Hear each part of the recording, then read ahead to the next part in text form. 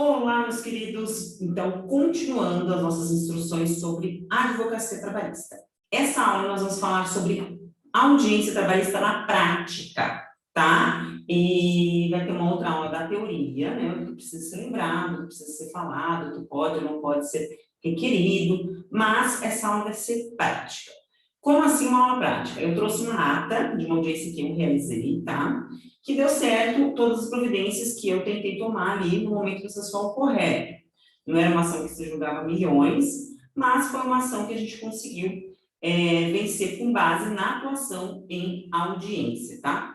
Era a prova de confissão era a prova de confissão, reconhecimento de vínculo, tá? E houve uma inversão do ônus, então eu vou explicar para vocês, trouxe a ata, vou explicar para vocês o que aconteceu e por que cada uma daquelas providências aconteceu, tá bom? Como que ficou transcrito em ata e qual foi o resultado. Depois teremos uma aulinha com a teoria também, bom? Que está no curso.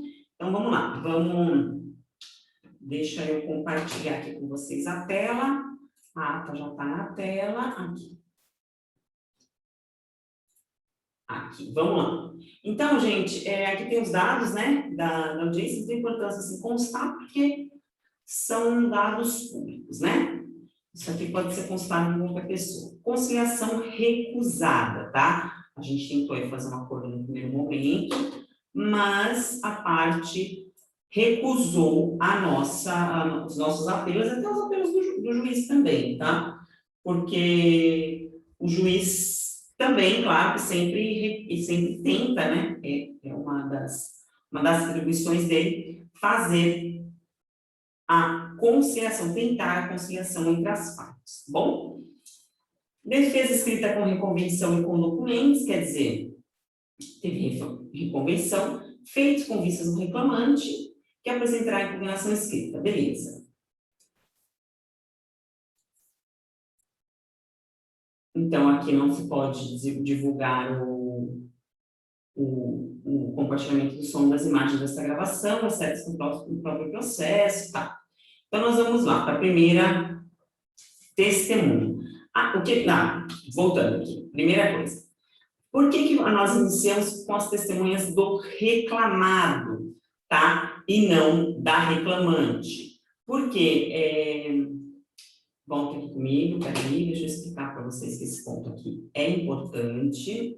Bom, por que nós começamos com as testemunhas do reclamado e não as testemunhas da reclamante? Seria, então, primeiro ouvir as testemunhas do reclamante, que o reclamante ia provar vínculo e tal, a prova não seria dele. Nesse caso aqui, o que aconteceu? A reclamada admitiu a prestação de serviços, porém negou o vínculo, tá? Negou o vínculo aí com o reclamante. Falou que não, ele prestou serviço, mas era pago por diária, então não tem vínculo trabalhista. O que acontece nesse caso? Eles atraíram o ônus da prova para eles, porque eles atribuíram um fato impeditivo do meu direito, entendeu? Então, em tese, o ônus da prova de quem eu levo. Mas, como eles alegaram o fato impeditivo do direito do autor, então eles atraíram para si o ônus de comprovar que o trabalho, eles confessaram, né, o trabalho foi provado, mas eles tinham que comprovar que não havia vínculo. Então, eles que têm que comprovar que não há vínculo, não eu que tenho que comprovar. Aí, nesse momento, eu falei, excelência, tem que ser ouvido primeiro as testemunhas da reclamada, porque eles estão admitindo a prestação de serviço, mas estão negando vínculo. Né? E o juiz falou, não, acho que eles estão admitindo a prestação, eles, na verdade, não tinha se atentado, né? O juiz não tinha se atentado aos termos da defesa que a empresa apresentou. Eu falei, não, excelência, chamei a atenção do juiz, falei, excelência, tem que ser ouvido primeiro as testemunhas do reclamado, porque ele está reconhecendo a prestação e negando o vínculo. E aí o juiz depois deu uma olhada lá na defesa e concordou com o que eu tinha falado. E aí começamos, então, pelas testemunhas da empresa, da reclamada. Vamos lá, então. Fulano de tal, beleza. Não interessa a gente deixar o nome dele aqui na tela. Aí eu contraditei essa testemunha com fundamento de amizade íntima, porque eles tinham, o reclamante falou que eles tinham vínculo, né? Aí o juiz inquiriu a testemunha acerca da contradita. E outra coisa que eu preciso falar para vocês, o momento de requerer a contradita é logo após a qualificação da testemunha. Então, tem a testemunha que falou o nome dela, endereço, CPF, excelência, eu vou oferecer a contradita. Se a testemunha, se o juiz fizer a primeira pergunta e a testemunha responder, e depois você requerer a contradita, está precluso porque já iniciou o depoimento. Então, o juiz qualifica a testemunha, nome, endereço, CPF, e aí ele vai falar para a testemunha. Olha, o senhor está aqui para prestar serviço ao juiz, o senhor não está aqui para prestar favor a ninguém, se o senhor mentir, o senhor pode ser processado, o senhor pode ter que pagar uma multa, não é um reclamante nem reclamado que vai pagar multa, é o senhor, então fique muito atento ao que vai dizer, e tem juízes que são mais incisivos ainda nessa questão, né? Então, vão falar, escuta aqui, Joãozinho, o senhor está aqui, ó, e se o senhor mentir, o senhor vai preso, entendeu?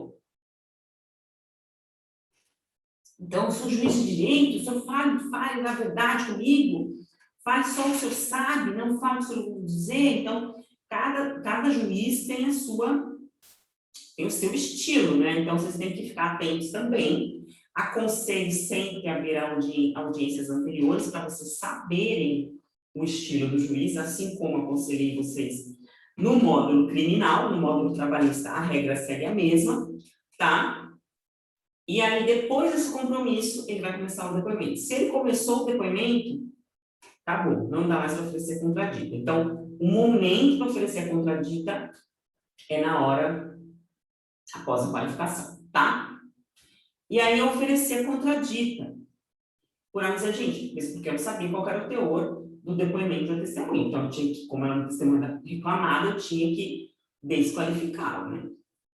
Conhece um reclamado aqui da cidade, que começou a trabalhar com ele, ele diz depoente, só quando vai fazer o pagamento, enfim. Meteu o louco lá e a contradita foi indeferida por ausência de provas da amizade íntima. Outra coisa importante aqui, tá? Provas da contradita podem ser apresentadas no momento da audiência, mesmo porque você não vai saber antes quem são essas testemunhas.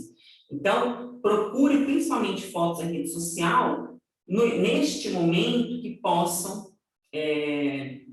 fazer provas da contradita oferecida, se for amizade íntima aí, a justificativa da contradita, tá bom? Então, vamos lá. Eu consegui os meus protestos e seguiu o jogo. Advertida, compromissada, depoimento. Olha o depoimento da testemunha da reclamada, empresa. Começou a trabalhar com reclamante no final de julho. O depoente era ajudante inicialmente, depois passou a ser serviço em geral. Não trabalhavam mesmo com serralheria, e sim com estrutura de barracões e essas coisas em fazendas. O reclamante pega... o Renato aqui é a reclamada, a empresa reclamada, o responsável da empresa reclamada. Pega a empreita e paga eles a diária. A negociação do fazendeiro é diretamente com o Renato. Ou seja, eles não têm autonomia nenhuma sobre o contrato, é o Renato que negocia. O Renato dá as diretrizes de onde prestarão o serviço, ou seja, eles recebem ordens. Geralmente vai a turma para um lugar só, já que existe só uma turma. O fazendeiro apenas cumprimenta os trabalhadores, eles não negociam nada, não tem outros assuntos com ele. O depoente recebeu R$80 por diária, o Renato também tem diária que é cerca de R$120. O fazendeiro faz o pagamento diretamente na conta do Renato. Então, ele pagava para o Renato, que era o patrão, que era o responsável da empresa, e as diárias são pagas de 10 em 10 dias, tá? Tem um intervalo de 10 dias entre as duas prestações, totalizando por mês cerca de R$1.600. Então, aqui ele comprovou o quê? Tudo que eu queria que ele falasse. Falou que eles não negociavam com os fazendeiros, que era o Renato que negociava, que o Renato que dava as diretrizes do serviço, né? Ou seja, é o patrão. Contraditei também por amizade íntima, tá? E aí a gente também foi indeferida. Porém, foi uma ótima testemunha para mim também.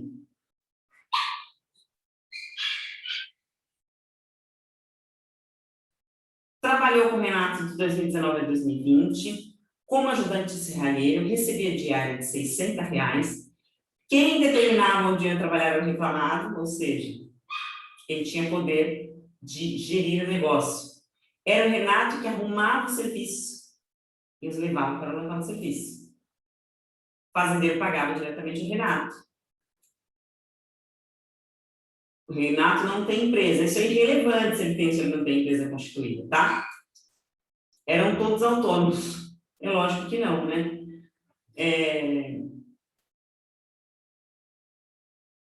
O depoente, por ser mais antigo na empresa e ser motorista do reclamado, me entregava o dinheiro para pagamentos dos demais. Então, ele fazia a função de motorista e fazia os pagamentos. A diária do autor, do reclamado, R$80. O reclamante. O reclamado combinava com os trabalhadores o valor da diária de cada um. O reclamado passa as tarefas para os trabalhadores. Então, trabalhavam 5 dias por semana e, geralmente, o pagamento era por quinzena.